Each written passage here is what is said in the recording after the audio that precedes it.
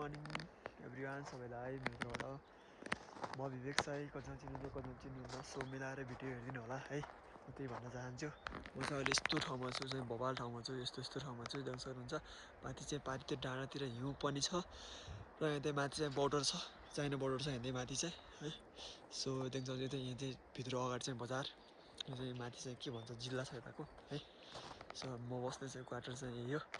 so म यतैतिर छु सो मिलाएर सबैजनाले भिडियो हेरिदिनु होला अहिले सबै गाइज माया देखाइदिनु होला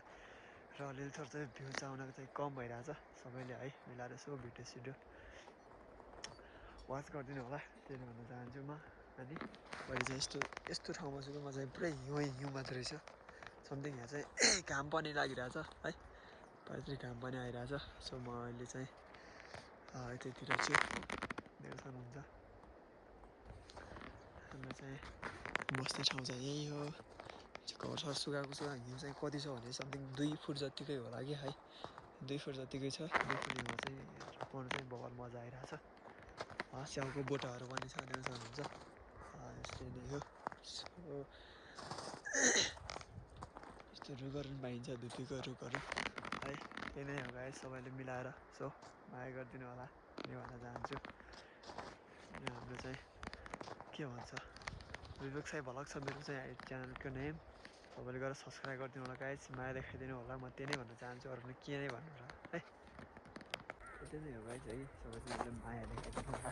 म चाहिँ त्यही भन्न चाहन्छु यस्तो भ्यू छ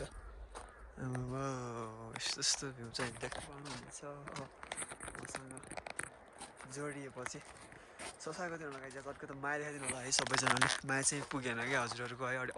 अडियन्सको माया चाहिँ अलिकति पाउन मलाई चाहिँ गाह्रो भइरहेछ के भन्नु यस्तो कन्टेन्ट मिलेन कि होइन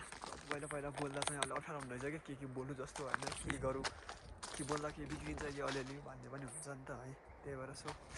तपाईँले यसो मिलाएर चाहिँ सब्सक्राइब गरिदिनु होला हस् अब चाहिँ बाँकी चाहिँ नेक्स्ट अर्को चाहिँ भ्लगमा चाहिँ भेट्नेछु ओके गाइस सबैलाई बाई बाई ओके